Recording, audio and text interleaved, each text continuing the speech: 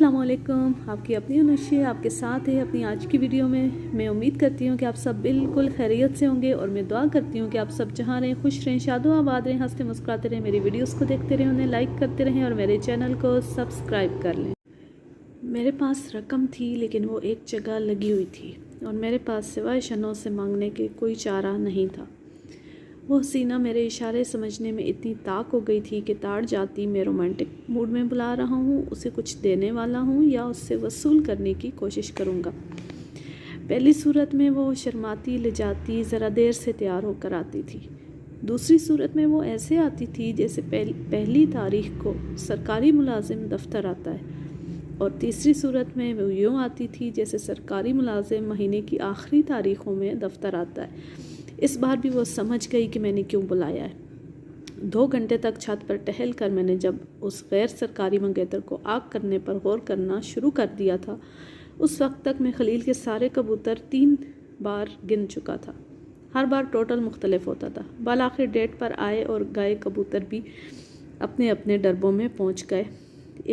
इखलाक सुधार बड़े मियाँ भी मुस्कुराते हुए नीचे चले गए और जनूब मशरक़ के आशिक़ जांबाज ने अपना किबला नुमा एक बार फिर बदलते हुए शुमाल मग़रिब में नई मसरूफ़ियत तलाश कर ली थी। लेकिन मसरूफ़ियत के हिटलर शोहर ने जल्द घर आकर दोनों को रंगे हाथों पकड़ लिया था।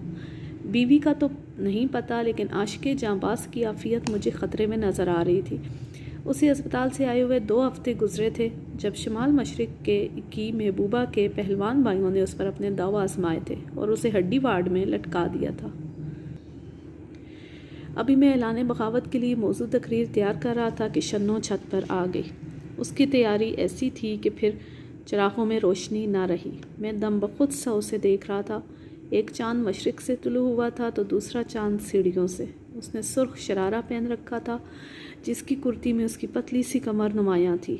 मुख्तसर सा दुपट्टा शबाब की आतिशफशानी को छुपाने की नाकाम कोशिश कर रहा था। वो शर्मा कर हंसी, बदतमीज़ ऐसे क्यों देख रहे हो? वो क्या है? मैंने सर खुजाया। क्या तुमने बल आखिर अपनी और मेरी अम्मा को बाईपास करते हुए वज़ाते खुद धम से मेरे आंगन में कूदने का फ़ैसला कर लिया है? बको मत। वो फिर शर्माई। मैं शादी में जा रही हूँ। मैंने सर आह भरी। काश कि तुम कभी मेरी शादी में आओ।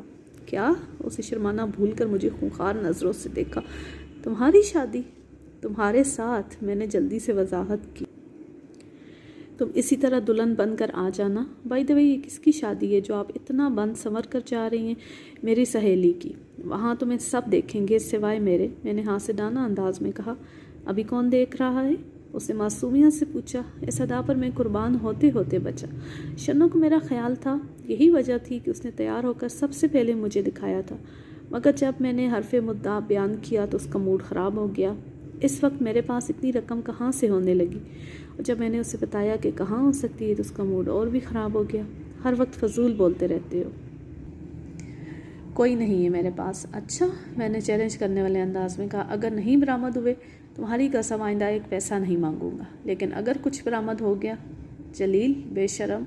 वो शर्मा गई। मैं ना कत्ल कर दूंगी। कसर तो अब भी कोई नहीं छोड़ी। मैंने उसका मुआयना किया। मैं ही ढीठ हो गया हूँ। उसने घूर कर मुझे देखा और बोली, मैं अभी आई नीचे से।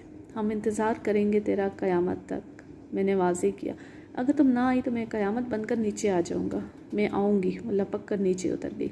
1 मिनट के अंदर उसकी वापसी ने साबित कर दिया कि रकम के मकाम के बारे में मेरा अंदाज़ा दुरुस्त था।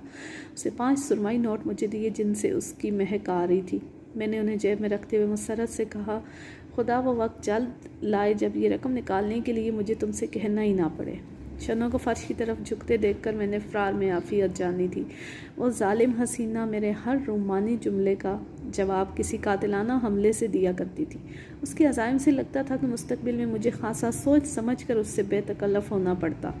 अकब से शन्नो की खनकती हंसी ने मुझे बताया वो गुस्से में नहीं थी, सिर्फ ब्लफ़ कर रही थी। बने भाई के होटल के मुकाबले का मेन्यू मुझे याद था। एक ज़रा नॉर्मल किस्म के होटल में मैंने जिम्मी के लिए उसी मेन्यू का ऑर्डर दिया और जिम्मी पर वाज़े किया कि अगर उसने ये सब ना खाया तो बिल की रकम उसे ही अदा करनी पड़ेगी। जिम्मी ने सर हिलाया और दिलजमी से खाना शुरू कर दिया। बेरे डिशें लाते रहे और वह साफ़ करता रहा।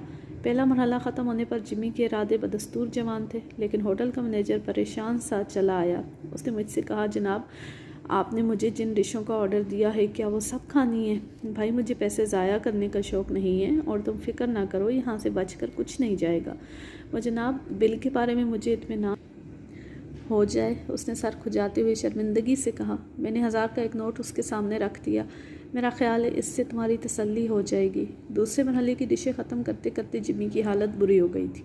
बहरहाल वो इस काबिल था कि इस मुकाबले में हिस्सा ले सके।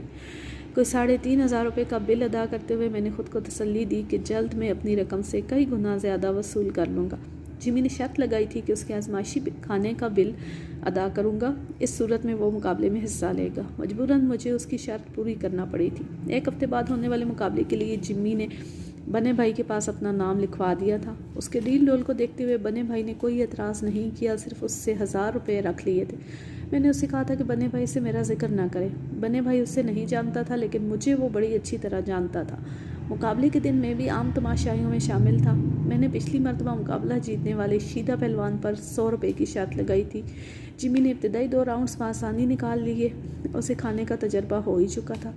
जल्द मुकाबले में वही दोनों बाकी रह गए थे, जिम्मी और शीदा पहलवान। इससे पहले शीदा पहलवान आसानी से जीतता रहा था। पहली बार इसे टक्कर का हरीफ मिला था। खाते खाते दोनों की हालत बुरी हो गई थी। बल आखिर जिमी ने मुकाबले से दस्तबरदारी इख्तियार की और शीदा पहलवान एक बार फिर जीत गया। उसकी हामियों ने उसे हाथों पर उठा लिया।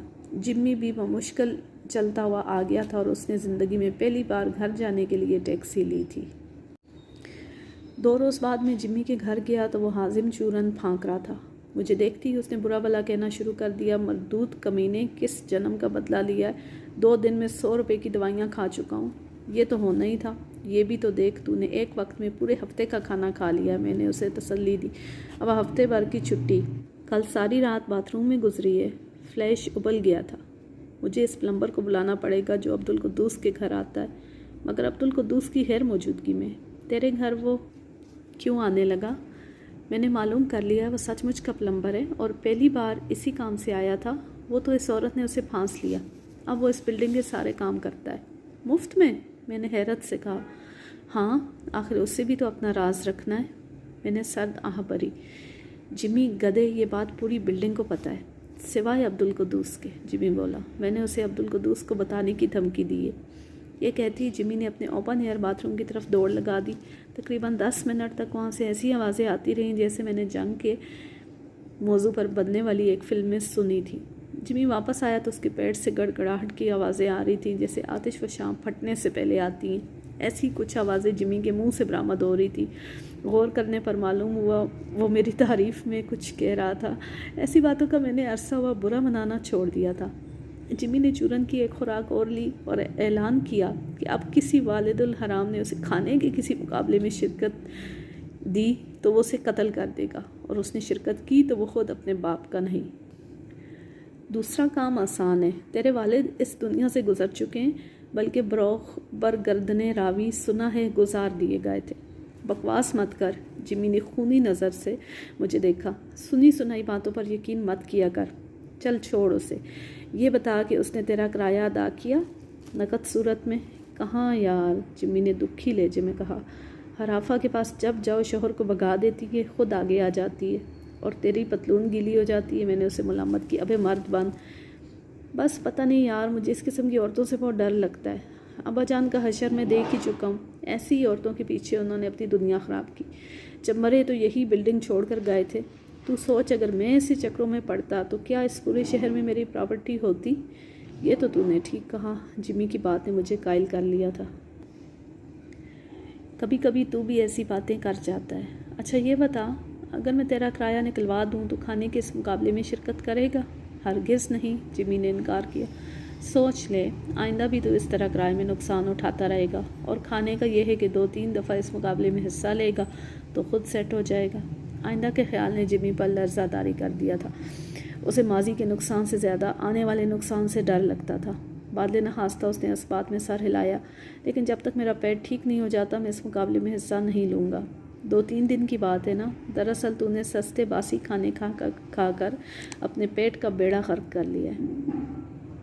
अब मैं लेती हूँ आपसे इजाज़त। जहाँ रहें खुश रहें, शादो आबाद रहें, हंसते मुस्कुराते रहें। मेरी वीडियोस को देखते रहें, उन्हें लाइक करते रहें और मेरे चैनल को सब्सक्राइब कर लें और बेल आइकन को ज़रूर प्रेस करें। ऑल नोटिफिकेशंस को सिलेक्ट करें ताकि मेरी आने वाली हर न्यू वीडियो की नोटिफिकेशन आपको बर वक्त मिलती रहे। अल्लाह हाफिज़, अल्लाह निगहबान।